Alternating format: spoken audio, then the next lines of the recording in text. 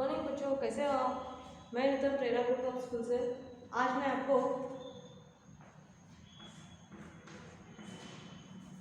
Six standard का lesson 2 पढ़ाऊंगी। Okay, आपने पहले लेसन में घमंडी बकरी के बारे में सुना। आज हम लोग पार्ट 2 समय ही धन। समय का मतलब क्या है? टाइम, यानी वक्त। और धन का मतलब क्या है? धन का मतलब ऐश्वर्य। ओके, समय यानी टाइम ही धन है, समय ही धन है।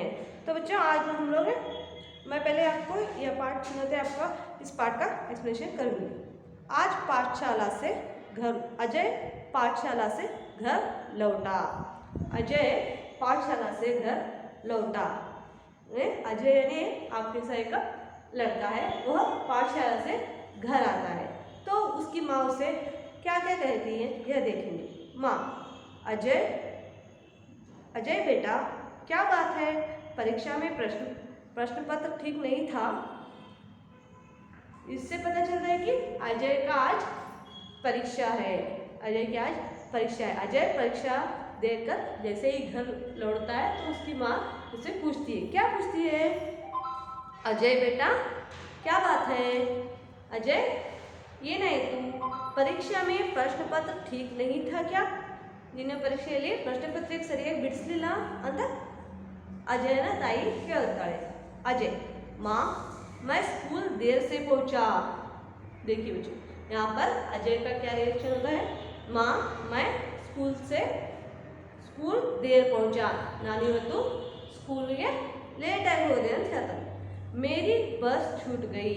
मेरी बस छूट गई ನನ್ನ ನಾನು ಬಸ್ಸನ್ನು ತಪ್ಪಿಸಿಕೊಂಡೆ ಅಂತ ಹೇಳ್ತಾನೆ।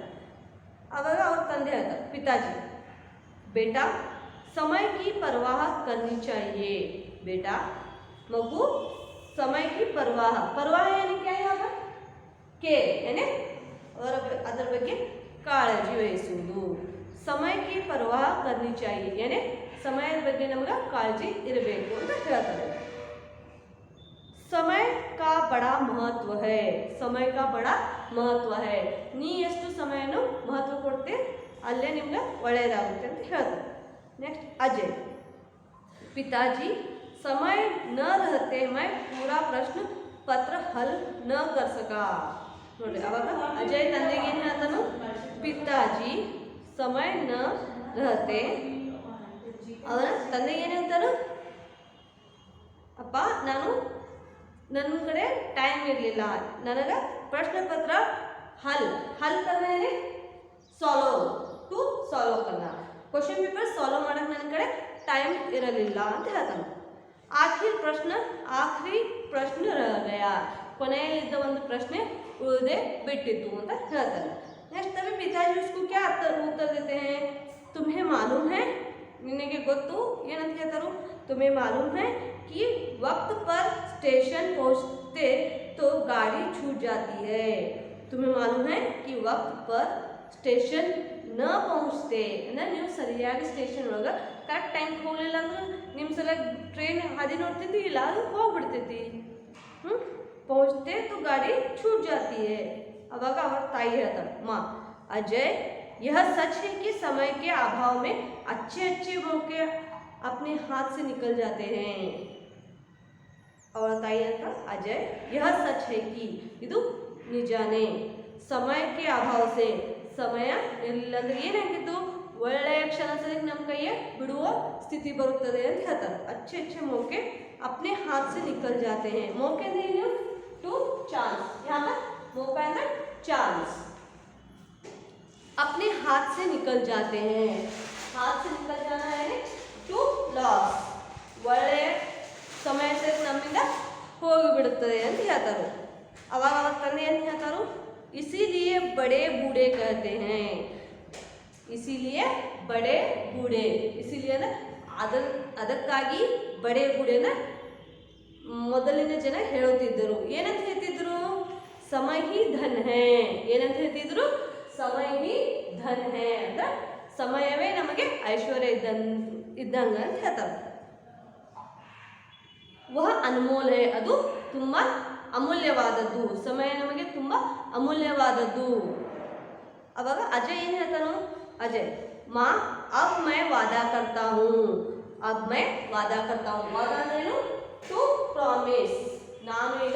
ನಾನು ಪ್ರಾಮಿಸ್ ಮಾಡುತ್ತೇನೆ. ಏನಂತ ಪ್ರಾಮಿಸ್ ಮಾಡ್ತಾನು? ಕಿ ಅಪ್ನೆ ಹರ್ ಕಾಮ್ ಠೀಕ್ ಸಮಯ ಪರ್ ಹಿ ಕರುಂಗಾ, ನಾನು ಎಲ್ಲ ಕೆಲಸವನ್ನು ಕರೆಕ್ಟ್ ಟೈಮ್ಗೆ ನಾನು ಮಾಡುತ್ತೇನೆ ಅಂತ ಹೇಳಿ ಪ್ರಾಮಿಸ್ ಮಾಡ್ತಾನು. ಅವಾಗ ತಾಯಿ ಏನು ಹೇಳ್ತಾನು? ಬೇಟಾ ಸಭಿ ಮಹಾಪುರುಷ್ ಏನಂತ ಹೇಳ್ತಾನು? ಬೇಟಾ ಸಭಿ ಮಹಾಪುರುಷ್ ಸಮಯಕ್ಕೆ ಪಾಬಂದ್ ಥೇ.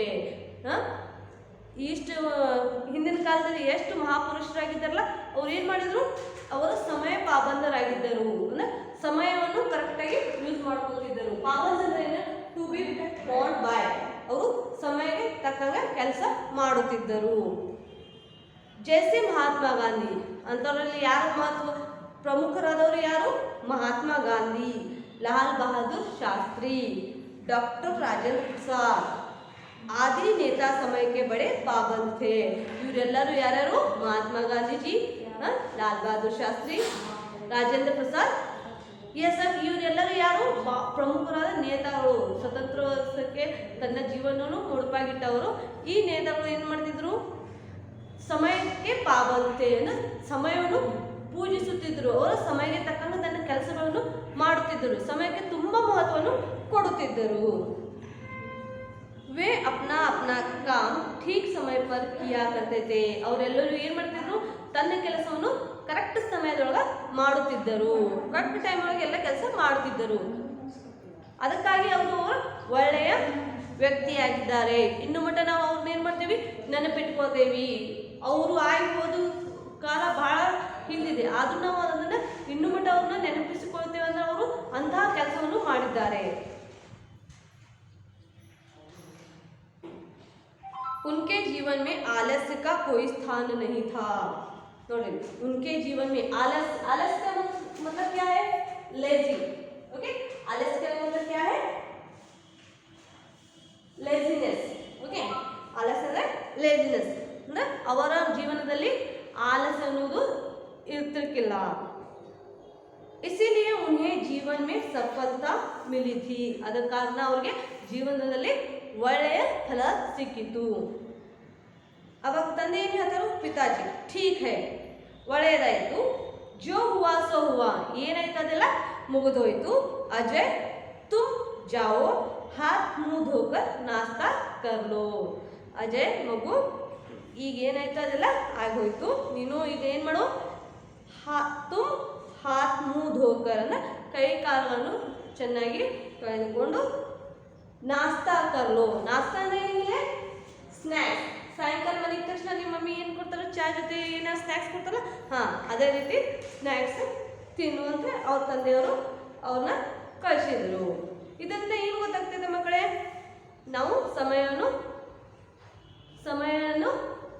ಚೆನ್ನಾಗಿ ಉಪಯೋಗಿಸ್ಕೊಳ್ಳಬೇಕು. ನಾವು ಸಮಯವನ್ನು ವೇಸ್ಟ್ ಮಾಡಬಾರ್ದು. ಈಗ ನಾವೇನು ಮಾಡೋಣ? यहाँ पर ऊपर कुछ शब्दार्थ दिए हैं. परवाह, हल करना, मौका, इन शब्दार्थ को आप क्या कीजिए? अपने कॉपी में ठीक से लिखिए.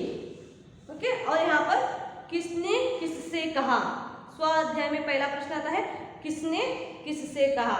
बेटा समय की परवाह करना चाहिए. बेटा समय की परवाह करनी चाहिए. यह बात किसने की? किससे की? यह लिखना है.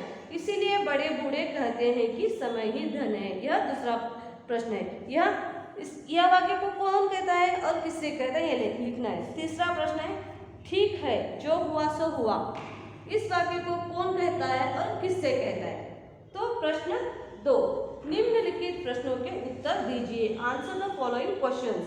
यहाँ पर कुछ प्रश्न हैं जिनके उत्तर आपको इस पाठ में मिल जाएंगे. इस पाठ को आप लोग ध्यान से पढ़िए और इन प्रश्नों के उत्तर दीजिए. अजय क्यों उदास था? पहला प्रश्न, अजय क्यों उदास था?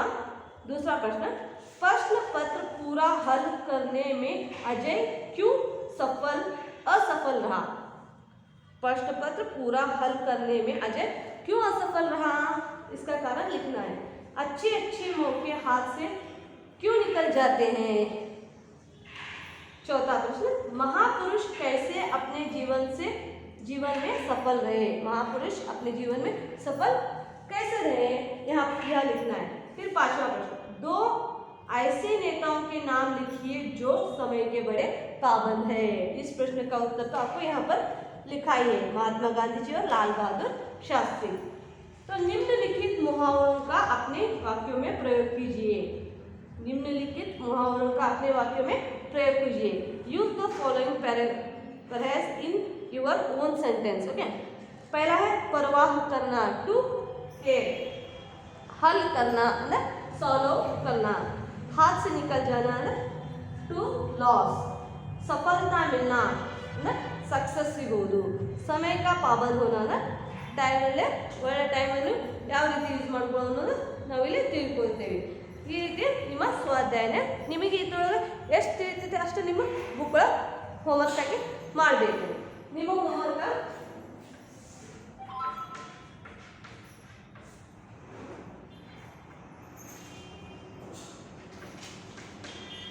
पार्ट 2 समय की धन। इस पार्ट के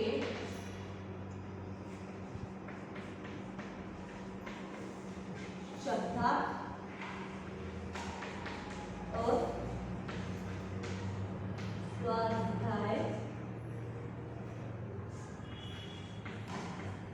स्वाध्याय को अपनी किताब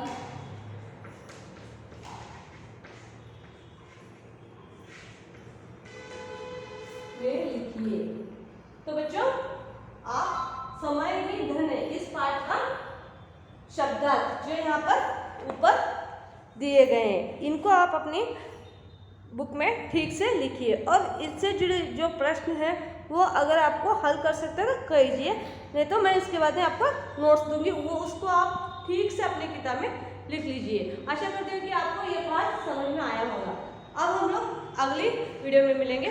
धन्यवाद।